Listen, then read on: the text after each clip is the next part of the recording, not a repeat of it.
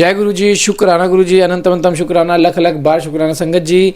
गुरु जी का अनंतमंतम शुक्राना। कितने प्यारे दर्शन गुरु जी के हो रहे हैं संगत जी। कल 7 तारीख है। जिन जिन लोगों ने सेवा में कंट्रीब्यूट किया, जिन्होंने साथ दिया, जो गुरु जी की लंगर सेवा को बढ़वा रहे हैं, तो उनके लिए बहुत बहुत शुक्राना संगत जी।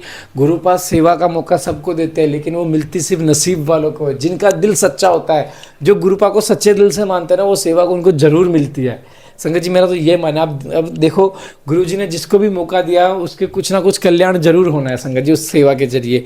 तो संगत जी, सेवा का अगर मौका मिल रहा है तो आप करो। मैं तो कह रहा हूँ आप करो, आप सेवा उठ के करो। यह भी एक सेवा है कि आप सेवा कर रहे हो, गुरु जी की सत्संग सुन रहे हो, पाठ सुन रहे हो, ये भी एक सेवा है। और अगर गुरु जी आपको खुद चल के कुछ सेवा हमारे जरिए आपको बता रहे हैं, तो उस सेवा को भी करो संगत जी। क्योंकि गुरु जी कहते हैं सेवा करने से आपके इतने मैल धुलने वाले हैं, इतने मैल, इतने कर्म, इतनी चीज़ें धुलने वाली हैं जिनकी आपको कल्पना भी नहीं है। आइए पाठ को शुरू करते हैं गुरु जी के मंत्र जाप के साथ। ओम नमः शिवाय। शिव जी सदा साय। ओम नमः शिवाय। गुरु जी सदा साय। जय गुरु जी। जय गुरु जी। काल भैरव का महात्म्य। विश्वानर की तपस्या और शिव जी का प्रसन्न होकर उनकी पत्नी सुचिस्मति के गर्भ से उनके पुत्र रूप में प्रकट होने का उन्हें वरदान देना। तदंतर भगवान शंकर के भैरव अवतार का वर्णन करके नंदीश्वर ने कहा कि महामुनि परमेश्वर शिव उत्तोत्तम लीलाएं रचने वाले तथा सत्पुरुषों के प्रेमी हैं। उन्होंने मार्गशीर्ष मास के कृष्ण पक्ष की अष्टमी को भैरव रूप से अवतार लिया था। इसलिए जो मनुष्य मार्गशीर्ष मास की कृष्ण अष्टमी को काल भैरव के सनिकट उपवास करके रात्रि में जागरण करता है, वह समस्त पापों से मुक्त हो जाता है। जो मनुष्य अन्यत्र भी भक्ति पूर्वक जागरण सहित इस व्रत का अनुष्ठान करेगा, वह भी महापापों से मुक्त होकर सदगति को प्राप्त हो जाएगा।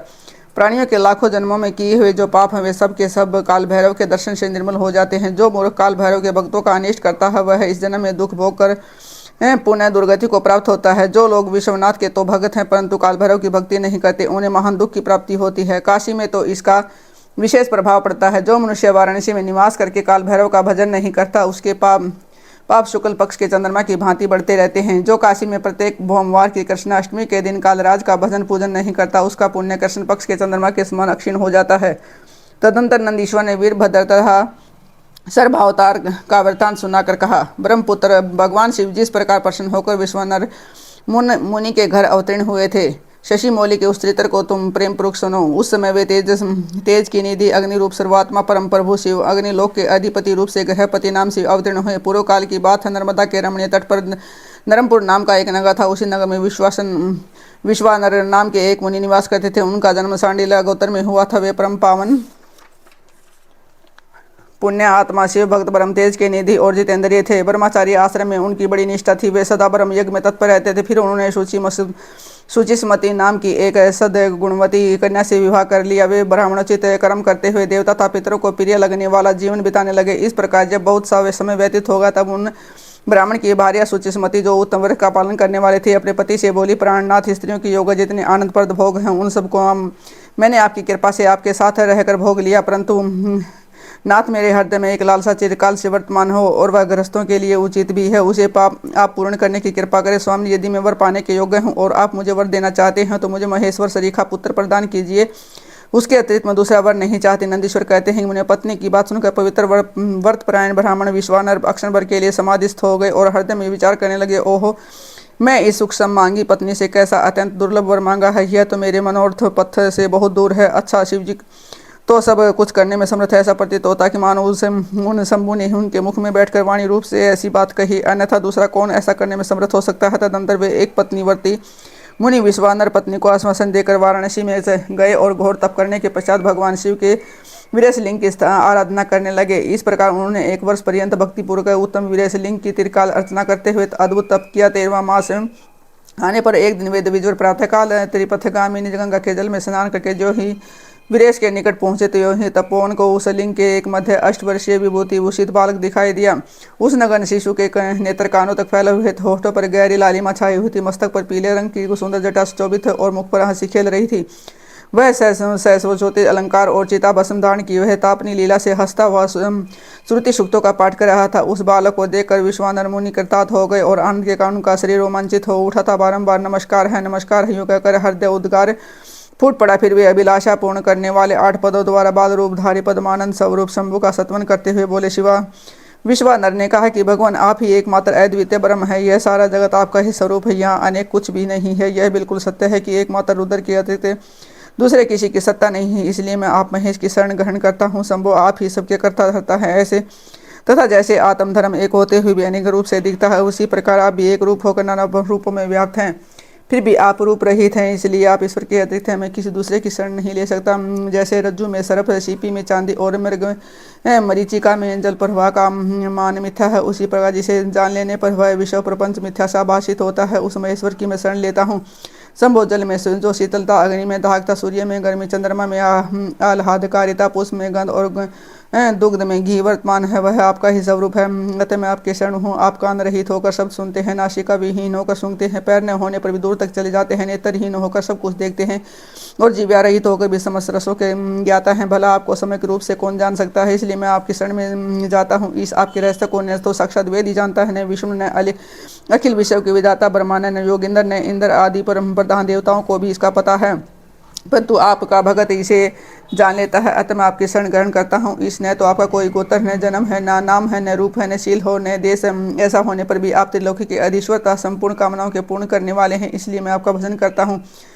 सम्रारे आप सर्वस्वरूप हैं, यह सारा विश्व प्रपंच आपसे प्रकट हुआ है। आप गौरी के प्राणनाथ, दिगंबर और परम शांत हैं, बाल, युवा और वृद्ध रूप में आप ही वर्तमान हैं। ऐसी कौन सी वस्तु है जिसमें आप व्याप्त न हैं। अतः मैं आपके चरणों में नतमस्तक हूँ। नंदीश्वर कहते हैं, मैंने यो स्तुति करके विप्र विश्वनाथ हाथ जोड़कर भूमि पर गिरना ही चाहते हैं, तब तक संपूर्ण वृद्धों के भी वृद्ध बाल रूपधारी शिव परम हर्षित होकर ने भूदेव से बोले। बाल रूपी शिव ने कहा कि मुनि श्रेष्ठ विश्वानाथ, तुमने आज मुझे संतुष्ट कर दिया है। भूदेव, मेरा मन प्रसन्न हो गया, अतः अब तुम उत्तम वर मांग लो। यह सुनकर मुनि श्रेष्ठ विश्वानर कृतकृत हो गए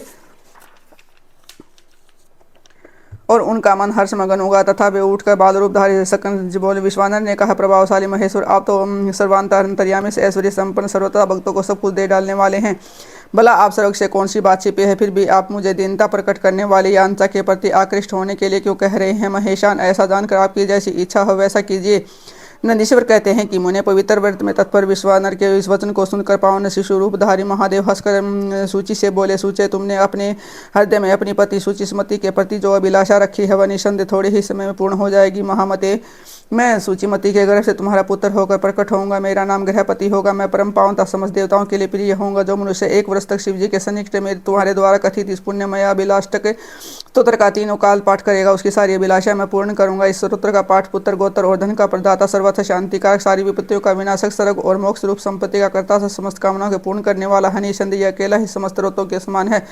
नंदीश्वर कहते हैं कि मुने इतना कहकर बाल रूप धारी शंभु, जो सत्पुरुषों की गति है, अंतर ध्यान हो गए। वह भी विश्वानर भी प्रसन्न मन से अपने घर को लौट आए। शिव जी की सुशीलपति के गर्भ से पार कटे ब्रह्मा द्वारा बालक का संस्कार करके गर्भपति के नाम रखा जाना, नारद जी का उसका भविष्य कथन, पिताजी की आगे से गर्भपति का काशी में जाकर तप करना, इंद्र का वर देने के लिए प्रकट होना, गर्भपति का उसे उन्हें ठुकराना, शिव जी का प्रकट होकर वरदान देना, दिग्पाल पद प्रदान करना और अग्निश्वर लिंग और अग्नि का महात्मा। नंदीश्वर कहते हैं कि मुझे घर आकर उस ब्राह्मण ने बड़े हर्ष के साथ अपनी पत्नी से सारा वृत्तांत कह सुनाया। उसे सुनकर विप्र पत्नी सूचिस्मति को महान आनंद प्राप्त हो, वह अत्यंत प्रेम पूर्वक अपने भाग्य की सराहना करने लगी। तदंतर समय आने पर ब्राह्मण द्वारा विधि पूर्वक गर्भाधान कर्म किए जाने पर एक नारी गर्भवती हुई। फिर उस विद्वान मुनि ने गर्भ के संपंदन करने से पूर्व ही पुंसतत्व की वृद्धि के लिए गुह सूत्र में वर्णित विधि के अनुसार समय रूप से पूर्ण संस्कार के तत्पश्चात 8वां महीना आने पर कृपालु विश्वानर ने सुखपूर्वक प्रसव होने के अभिप्राय से गर्भ के रूप की समृद्धि करने वाला सीमंत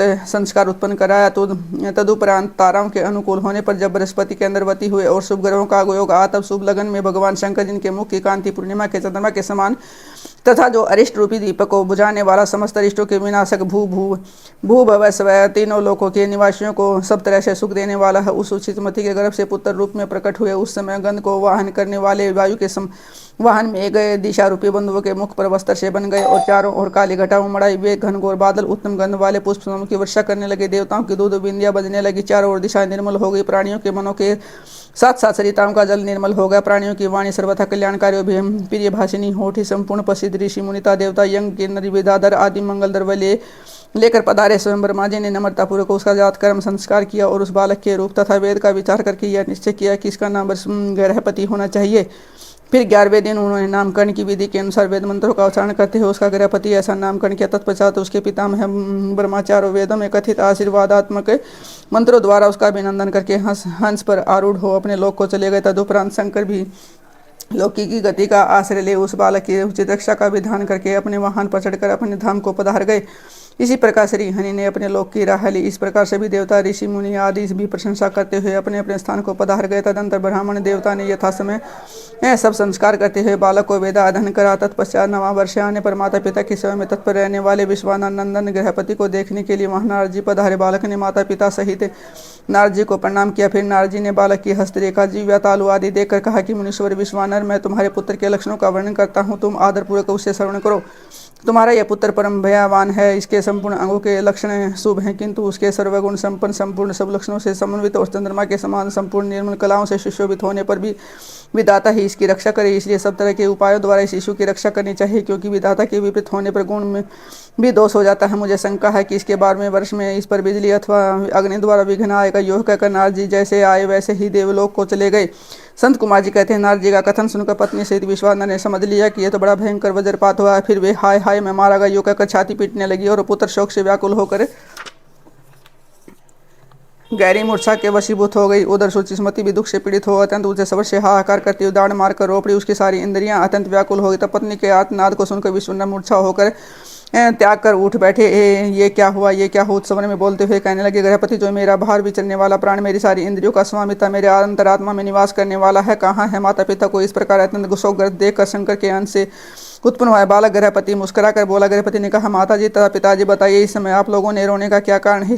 किस लिए आप फुट फुट कर रोए हुए? कहाँ से ऐसा भय आप लोगों को प्राप्त हुआ है? यदि मैं आपकी चरण रेणुओं से आपके शरीर की रक्षा कर लूँ तो मुझ पर काल भी अपना प्रभाव नहीं डाल सकता। फिर इस दुष्ट चंचल एवं आबल बल वाली मृत्यु की तो बात ही क्या है। माता पिता जी, अब आप लोग ही मेरी प्रतिज्ञा है सुनिए। यदि मैं आप लोगों का पुत्र हूँ तो ऐसा प्रयत्न करूंगा जिससे मृत्यु भी भयभीत हो जाएगी।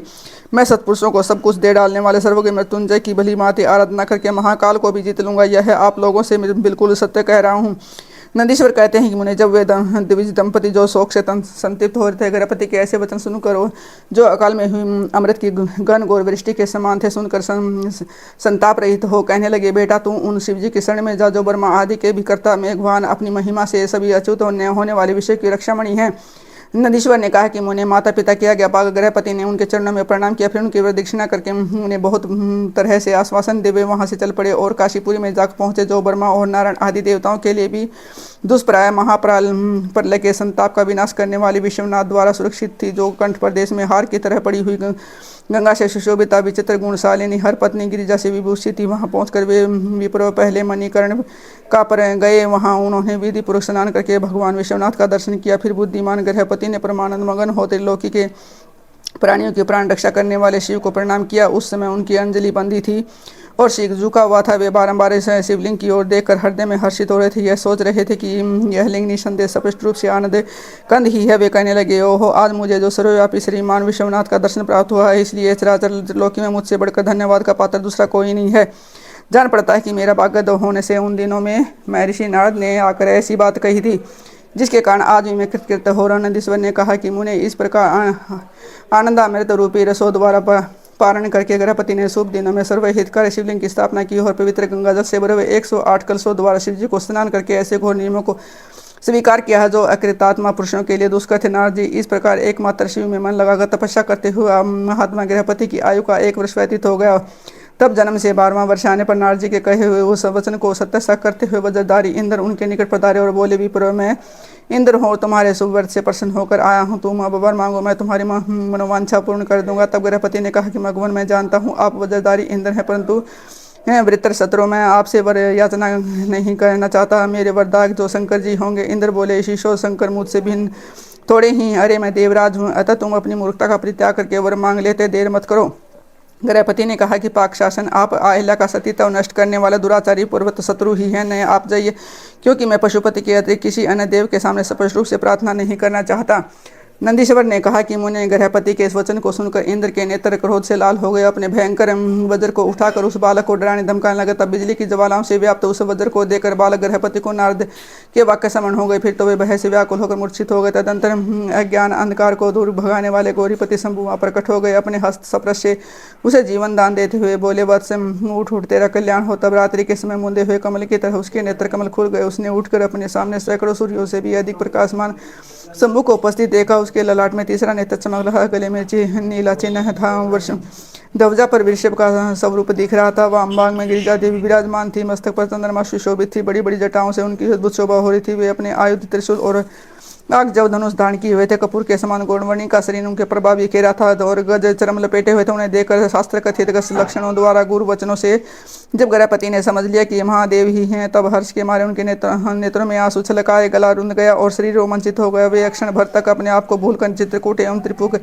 पर्वत की भांति निश्चल खड़े रहे। तब वे सत्वन करते नमस्कार करने तथा कुछ भी करने में समर्थ नहीं हो सके। तब शिवजी मुस्कुरा कर बोले, ईश्वर ने कहा, गृहपति जान पड़ता है कि तुम वज्रधारी इंद्र से डर गए हो। वत्स, तुम भयभीत मत हो, क्योंकि ते मेरे भक्त पर इंद्र और वज्र की कौन कहे, यमराज भी अपना प्रभाव नहीं डाल सकती। यह तो मैंने तुम्हारी परीक्षा ली और मैंने ही तुम्हें इंद्र रूप धारण करके डराया है। भद्र, मैं तुम्हें वर देता हूँ, आज से तुम अग्निपथ के भागी होगे। तुम समझ देवताओं के लिए वरदाता बनोगे। अग्नि, तुम समस्त प्राणियों के अंदर जठार अग्नि रूप से विचरण करोगे। तुम्हें दिक्पाल के रूप में धर्मराज और इंद्र के मध्य राज्य की प्राप्ति होगी। तुम्हारे द्वारा स्थापित यह शिवलिंग तुम्हारे नाम पर अग्निश्वर नाम से प्रसिद्ध होगा।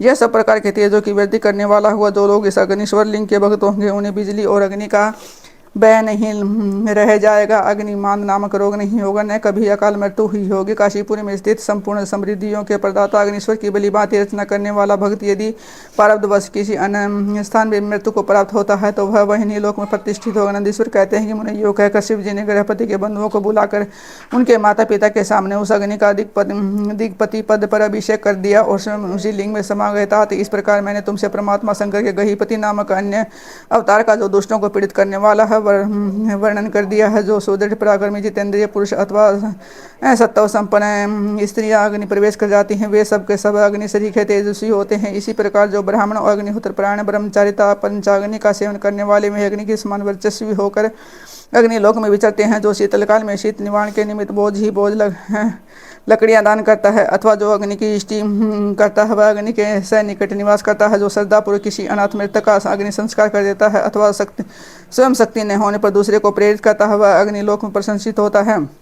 देवी जातियों के लिए परम कल्याणकारक एक अग्नि ही है। वह निश्चित रूप से गुरु देवता व्यक्ति तीर्थ अर्थात सब कुछ है। जितनी अपानु वस्तु है, सब अग्नि का संसर्ग होने से उसी क्षण पावन हो जाते हैं। इसलिए अग्नि को पावक कहा जाता है। यह शंभु की प्रत्यक्ष तेजोमय दाहिन आत्मिकता मूर्ति है, जो सृष्टि रचने वाली है, पालन करने वाले है, संहार करने वाले। भला इसके बिना कौन सी वस्तु दृष्टिगोचर हो सकती है। इसके द्वारा भक्षण किए हुए धूप दीप नैवेद्य धूप दही घी और खांड आदि का देवगण स्वर्ग में सेवन करते हैं।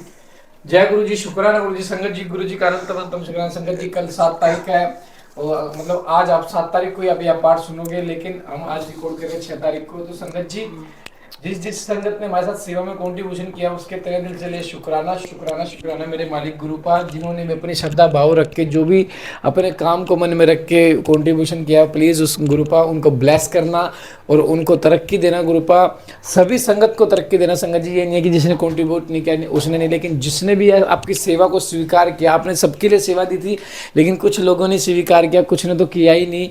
मतलब जो गुरु जी की सेवा को स्वीकार ही नहीं कर पाए, तो मैं उनके लिए क्या कह सकता हूँ, कुछ नहीं कह सकता। संगत जी, गुरु जी की मर्जी है, हर कार्य में गुरु जी की मर्जी है, हर चीज़ गुरु जी की मर्जी से होगी। तो आपके लिए बहुत बहुत धन्यवाद, शुक्राना शुक्राना शुक्राना। हम किसी भी संगत का नाम नहीं लेना चाहेंगे, क्योंकि संगत ने कहा कि आप हमारा नाम ना लें, हमें गुप्त रखें। जय गुरु जी, शुक्राना गुरु जी।